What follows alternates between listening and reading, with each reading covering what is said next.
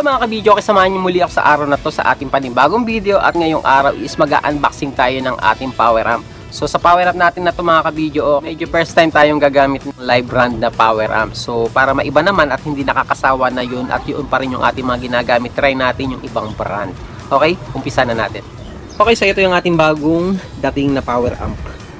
Okay, so try din tayo minsan ng mga ibang brand. Hindi yung paulit-ulit lang tayo sa ating mga ginagamit para masubukan natin ang bawat isa. Okay, so ito yung ating bagong amplifier na live brand at Shockwave. Okay, so may init pa siya at galing pa siya ng Manila Raon. Live brand SWA 1500. So samahan nyo ko at i-unboxing natin itong ating bagong amplifier na gagamitin sa ating panibagong set. Sa set na to mga kabidyo, okay, is gagamit tayo ng isang power amp. Okay, at ito na nga yung isang power amp na gagamitin natin sa ating panibagong set. At i-unboxing na natin mga kabidyo, okay, para makita natin yung laman. Parang ang haba kasi. Alalakihan ako sa power amp na to.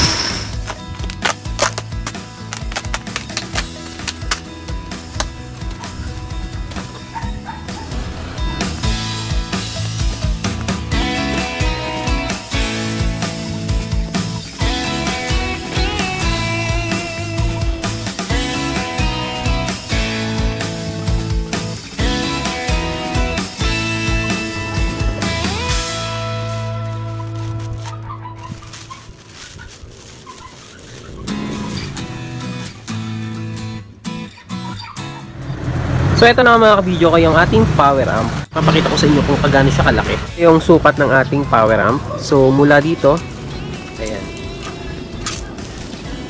Mula dito, susukatin natin. At sa kanyang handle. So umaabot siya ng 23 inches. Okay? 23 inches or sa cm is nasa 58 or 59 cm. So yan yung kanyang haba. Medyo may kahabaan tong power amp na ito mga kabidyo, okay? Hindi kagaya ng ibang power amp. And then yung lapad niya, ayan, ito tayo sa lapad niya.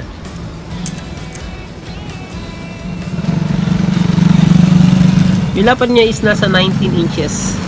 Okay, 19 inches or 48.5 cm. Yan yung kanyang lapad naman. And then sa kapal naman, yung kapal niya sa cm mga kabidyo, okay, sumaabot ng 13.5 cm. So ayan yung kanyang taas. Ganyan siya kataas. So napansin ko lang medyo mahaba lang talaga itong power amp na to. Okay, ikutan natin mga kabidyo, okay, para makita nyo yung itsura ng ating power amp. Ayan. So maganda naman yung kanyang harap. Ito yung kanyang harap. Live brand at Shockwave. And then 1,500 yung kanyang wattage kung di ako nagkakamali per channel. And then ito yung kanyang switch. Ayan. Iba yung kanyang switch. And then yung kanyang volume.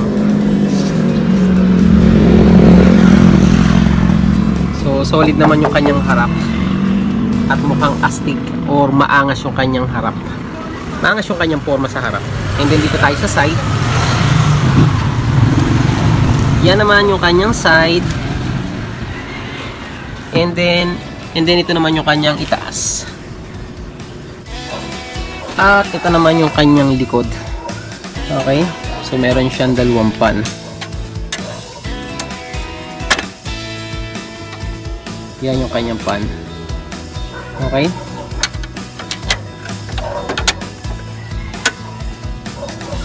And then ito naman yung linya ng ating speaker. Okay, meron siyang bridge mode mga kabidyo, okay. Ito yung kanyang terminal sa speak on. Meron channel A, meron channel B, and then meron siyang bridge. And then ito naman yung mga selector niya sa likod. Ayan, dito tayo mag-a-adjust kung saan nyo gagamitin. Okay, and then yung kanyang input XLR, wala siyang PL na input kung hindi puro XLR. Okay, channel A na link, okay. And yung channel B, okay. So puro XLR siya mga kabidyo, okay. Ito naman yung kanyang cord na heavy duty. Sobrang kapal ng cord niya mga kabidyo, okay. So yan yung ating power amp na testing sa mga susunod na vlog natin. So sa bigat niya mga kabidyo, okay, ang tansya ko is umaabot siya ng more or less is nasa 50 kilos. So yan yung ating power amp na testing sa mga susunod nating video. So itong power amp na to mga ka-video okay is hindi sa atin. Okay? Ito is yung request ng ating ka-video okay natin dyan na gagamitin natin sa kanyang video okay set na mini sound setup.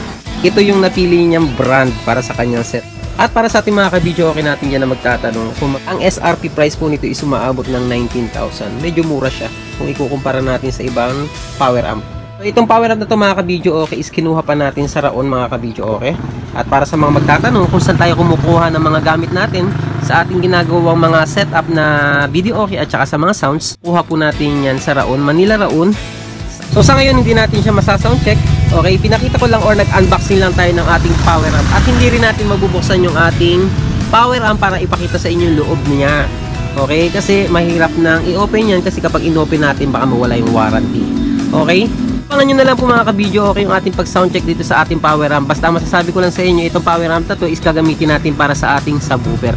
Okay, hindi ko alam kung saan siya maganda, kung pang subwoofer ba or pang mid. Okay? Kasi first time lang po natin makakagamit ng power amp na kagaya nito. So hanggang dito na lang muna mga ka-video okay. Sana'y nakatulong ang video natin ngayong araw na to para sa ating mga ka-video okay natin dyan na gustong bumuo ng sounds na kagaya ng mga ginagawa natin. At sa mga hindi pa po nagpa-follow or subscribe sa ating YouTube channel, gayon din sa ating Facebook page, subscribe na po kayo and notification bell mga ka-video okay. Idami nyo na para lagi po kayong updated sa ating mga ginagawa mga video. And paki-like and share nyo na rin po kung nagustuhan nyo. Kaya hanggang dito na lang at maraming salamat at hanggang sa muli. God bless.